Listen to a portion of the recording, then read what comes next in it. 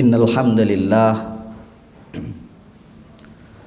nahmaduhu wa nasta'inuhu wa nastaghfir wa na'udzu billahi min syururi anfusina wa min sayyiati a'malina. May yahdihillahu fala mudhillalah wa may yudlilhu fala hadiyalah. Ayyuhal hadirun ittaqullaha haqqa tuqatih wala tamutunna illa wa antum muslimun. Ikhwani fiddin rahimani wa rahimakumullah. Sidang jamaah salat Jumat yang dirahmati oleh Allah. Di dalam kesempatan yang penuh berkah ini, sebagai hamba yang beriman kepada Allah, sebagai hamba yang bertakwa kepada Allah tentunya, ada keharusan yang kemudian harus kita lakukan, ada kewajiban yang kemudian harus kita penuhi sebagai prasyarat ketika kita telah mentasbihkan diri, ketika kita telah menyatakan diri sebagai hamba yang beriman kepada Allah. Salah satunya adalah rasa syukur yang kemudian perlu kita haturkan kepada Allah. Rasa syukur yang wajib kita haturkan kepada Allah sebagai bentuk keimanan kita kepada Allah. Karena tanpa nikmat yang diberikan oleh Allah, tanpa rahmat yang telah diberikan oleh Allah kepada kita, tanpa Rahman dan Rahim yang telah diberikan oleh Allah kepada kita, tentu kita tidak akan bisa memenuhi kebutuhan kita sebagai hamba yang beriman kepada Allah. Kita tidak akan pernah bisa menjalankan nilai-nilai kebaikan dalam kehidupan, atau kita tidak akan bisa menjalankan rutinitas kehidupan kita tanpa ada halangan apapun, tanpa ada satu ujian ataupun cobaan dari Allah Subhanahu wa ta'ala. Maka ini bentuk, ini wujud bahwa sebagai hamba yang beriman kepada Allah, tentu kita perlu mensyukuri atas apa yang telah diberikan oleh Allah kepada kita. Ikhwani fiddin rahimani wa rahimakumullah. Sebagai hamba yang jahil tentunya, hamba yang bodoh tentunya, Rasulullah telah memberikan tausiah-tausiah kehidupan, aturan-aturan kehidupan, pedoman-pedoman kehidupan. Maka dari itu tentu sebagai hamba yang jahil, kita tentu berterima kasih juga kepada baginda Muhammad Rasulullah Sallallahu Alaihi Wasallam dengan bentuk selalu mengirimkan salawat atas nama Nabi Muhammad Sallallahu Alaihi Wasallam. Ikhwani fiddin rahimani wa rahimakumullah. Dalam surah ketiga yang diturunkan atau dalam ayat yang diturunkan oleh Allah, kalau secara urutan diturunkan ayat yang diturunkan atau surat yang diturunkan di ayat yang ke-13, ada surat Al-Asr. Wal 'asr innal insana lafi khusrin illal ladzina amanu wa 'amilus solihah wa tawassau bil haqqi wa tawassau bis sabr. Wal 'asr, demi masa. Kalau kemudian kita membuka beberapa kitab-kitab tafsir Al-Quran, wal 'asr ini kemudian ada beberapa kata yang menunjukkan tentang waktu di dalam Al-Quran atau tentang masa ini di dalam Al-Quran. Yang pertama ada ad-dahr, Ad-dahr ini rangkaian waktu yang panjang. Sebelum saya lahir sampai kemudian dunia kiamat, itu disebut ad-dahr oleh Allah. Jadi rangkaian panjang waktu kehidupan ini, baik ketika kita masih ada, ketika saya masih ada, ataupun setelah saya tiada, rangkaian panjang ini disebut ad-dahr oleh Allah. Kemudian ada waktu. Waktu ini menunjukkan waktu sholat,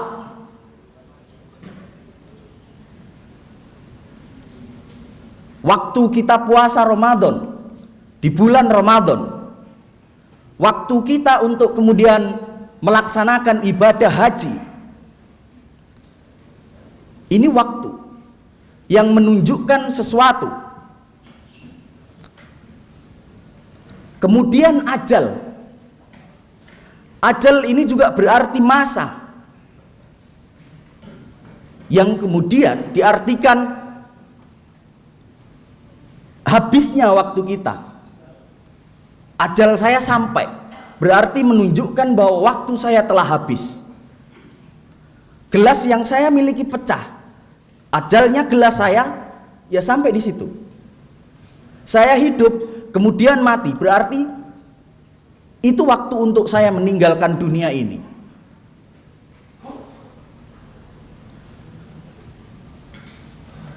Tetapi yang kemudian kita ingin bahas adalah al-ashr, demi masa. Ikhwani fiddin rahimani wa rahimakumullah. Quraisy Shihab dalam tafsirnya mengartikan al-ashr ini tidak hanya kemudian berarti sebatas waktu, tetapi al-asr disebut juga atau kemudian diartikan juga oleh sebagian ulama waktu asar.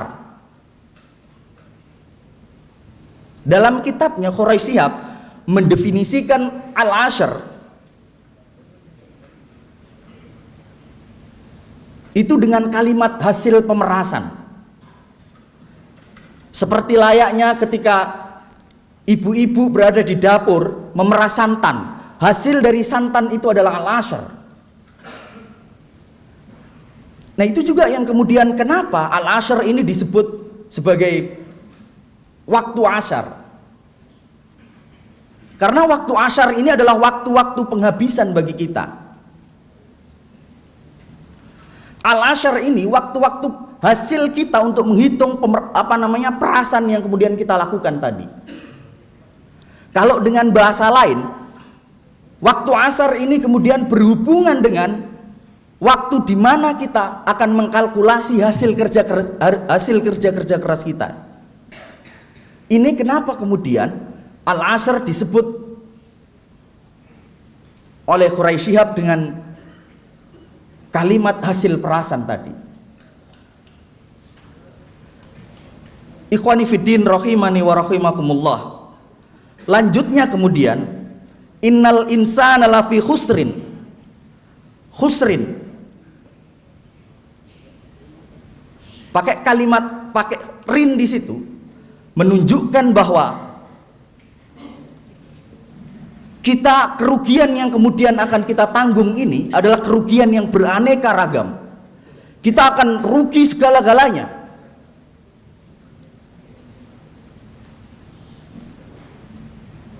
Jadi kalimat kedua ini menunjukkan bahwa Allah telah mengatakan kepada kita, Allah telah memberitahu kita bahwa sesungguhnya kita akan termasuk ke dalam golongan orang-orang yang merugi.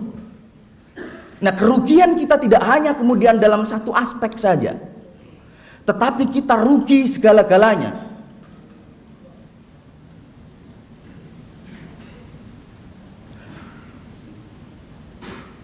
Kalau kemudian kita sambung, kita sudah melakukan segala aktivitas pekerjaan, kita sudah melakukan segala aktivitas peribadahan kepada Allah, tetapi kemudian kita masih termasuk ke dalam golongan orang-orang yang merugi. Tidak hanya rugi secara persoalan materi,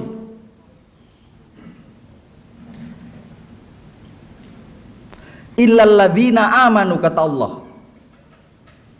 kecuali orang-orang yang beriman kepada Allah. Tentunya iman di sini tidak hanya kemudian diartikan sebagai bentuk rasa percaya kita kepada Allah, tetapi iman ini digambarkan bahwa kita sebagai seorang manusia akan menyeberangi lautan, di mana dalam lautan tersebut banyak gelombang, banyak binatang yang membahayakan. Kita penuh was-was di situ. Di atas kapal, di tengah lautan, kita penuh was-was diri kita. Di mana kita punya target untuk mencapai tepi pantai atau tepi lautan tadi. Jadi keimanan digambarkan seperti itu.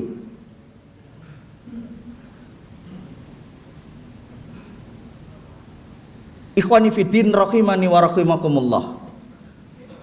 Maka dalam konteks ayat ini tentunya kita telah diperingatkan oleh Allah bahwa rasa iman kita atau keimanan yang kita miliki tidak hanya kemudian hanya ada di dalam bibir dan hanya di dalam hati saja. Tetapi rasa iman yang kemudian perlu kita miliki, iman yang kemudian kita perlu wujudkan dalam kehidupan sehari-hari, atau rasa percaya yang kemudian kita wujudkan dalam kehidupan sehari-hari dalam bentuk ibadah kepada Allah Subhanahu wa taala. Rasa iman inilah yang perlu sebetulnya untuk kita lakukan agar kita tidak termasuk ke dalam golongan orang-orang yang merugi.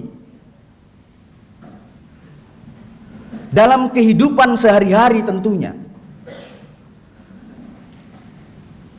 kita tentu perlu memahami bahwa secara substansi kehidupan di muka bumi ini Allah sudah menggariskan bahwa kita diciptakan di muka bumi ini oleh Allah, tiada lain dan tiada bukan adalah untuk menjadi khalifah. Khalafa yukhalifu diartikan sebagai wakilnya Allah di muka bumi ini. Khalifatullah fil ard. Dengan sebutan khalifah ini, maka kita punya tugas panjang. Kita punya tugas yang kemudian harus kita laksanakan dalam kehidupan sehari-hari. Kalau kemudian kita menganggap bahwa diri kita ini hamba yang beriman kepada Allah. Lalu bagaimana bentuk menjadi seorang khalifatullah fil ard? Banyak orang pintar di muka bumi ini, banyak orang soleh, tetapi sedikit sekali orang yang mau, orang soleh yang mengajak orang lain agar mau mengikuti kesalehan dia. Banyak orang kaya di muka bumi ini, tapi jarang melihat orang kaya yang mau membuat orang lain kaya. Secara tidak langsung pemanaan khalifah begitu. Bagaimana kehidupan kita di muka bumi ini bergantung juga dengan kehidupan masyarakat yang ada di sekitar kita.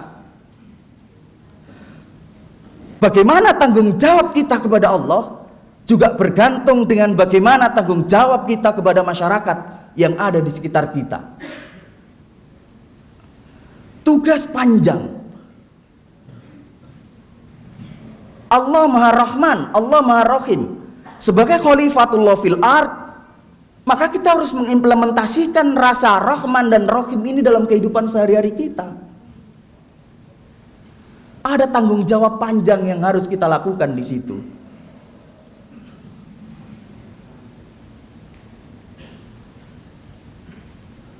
Ikhwani fiddin rahimani wa rahimakumullah. Maka tentu perlu kemudian kita memahami kembali hakikat kita sebagai seorang manusia di muka bumi ini.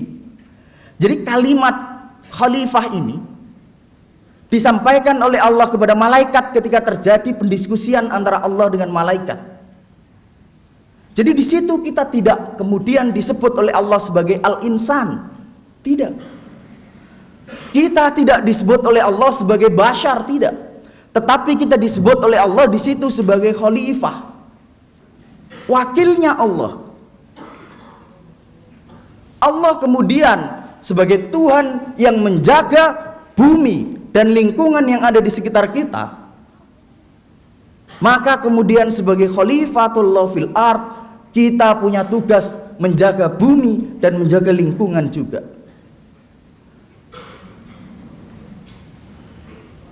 Allah punya tugas memberikan kehidupan bagi seluruh umat manusia. Maka sebagai Khalifatullah fil ard, kita perlu menjaga bagaimana kehidupan itu tetap berlangsung dengan baik, tetap berlangsung dengan nilai-nilai kehidupan atau nilai-nilai yang ditetapkan oleh Tuhan kepada kita sebagai seorang manusia.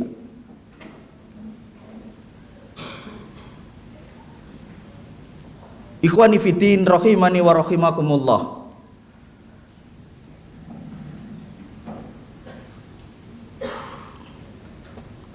Kemudian Allah melanjutkan dalam surat Al-Asr,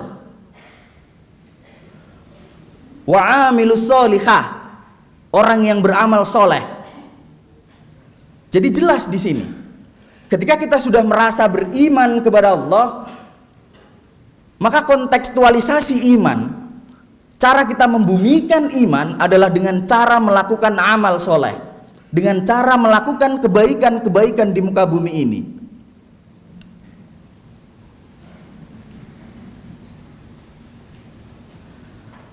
Sering kemudian kami sampaikan dalam beberapa kali mimbar, dalam beberapa kesempatan khutbah, ada manusia yang dalam konteks kehidupan sehari-hari dia menuntut kebaikan, dia menuntut nikmat yang banyak dari Allah,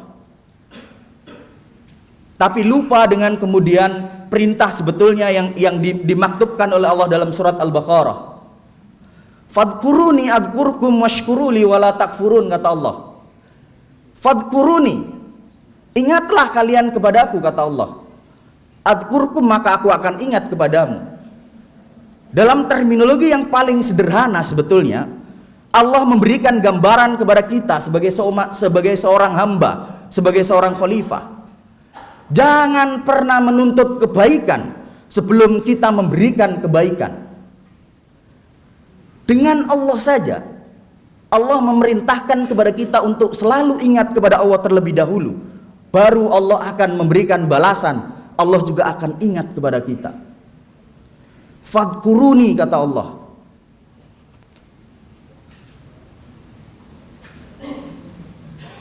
Jadi ini beramal saleh, beramal kebaikan sebanyak-banyaknya, baru kemudian kita menuntut kebaikan dari orang lain. Berbuat baik sebanyak-banyaknya, baru kita menuntut kebaikan dari orang lain. Konsep agamanya jangan dibalik-balik. Kita minta orang baik dulu kepada kita, tapi kita tidak pernah berpikir berbuat baik kepada orang. Dengan Allah saja, membangun hablum minallah saja, kita diperintahkan oleh Allah untuk ingat Allah terlebih dahulu, baru feedbacknya kita akan diingat oleh Allah. Wa tawassau bil haq, tawassau bermakna saling. Jadi tidak hanya kemudian satu sisi saja, tidak hanya kemudian kita menasehati saja, tetapi kita juga dinasehati. Jadi orang-orang yang tidak rugi adalah orang yang bertawassau, tawassau bil haq dan tawassau bis sabr, saling menasehati dalam kebaikan. Jadi ada feedback.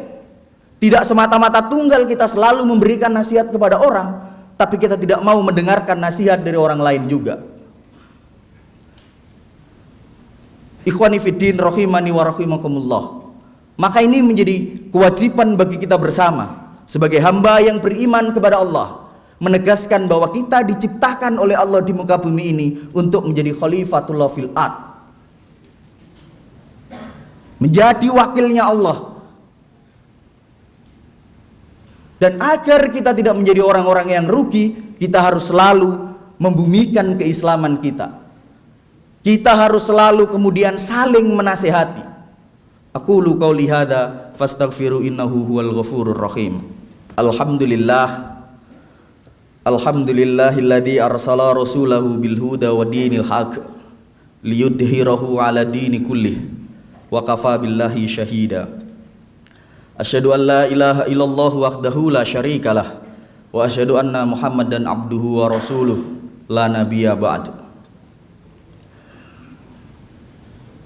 Ayyuhal hadirun, jamaah salat Jumat yang dirahmati oleh Allah. Dalam khutbah yang kedua ini, marilah kita bersama-sama bermunajat kepada Allah, berdoa kepada Allah, semoga apa yang kemudian menjadi ikhtiar kita selama ini, apa yang kemudian menjadi kehendak kita selama ini adalah bentuk nyata dari keimanan kita kepada Allah, bentuk nyata pembuktian bahwa kita bukanlah hamba-hamba yang perugi kepada Allah. Allahumma sholli wa sallim wa barik ala Muhammad wa ala alihi wa ashabi ajmain. Allahumma ghafir lil muslimina wal muslimat wal mu'minina wal mu'minat al ahya'u minhum wal amwat innaka qaribun mujibud da'wat wala khadiyal hajat. Rabbana la tuzigh qulubana ba'da id hadaitana wa hab lana min ladunka rahmah innaka antal wahhab. Rabbana atina fid dunya hasanah wa bil akhirati hasanah wa qina azabannar. Subhanaka rabbika rabbil izzati amma yasifun wa salamun alal mursalin walhamdulillahi rabbil alamin wala dzikrullahi akbar.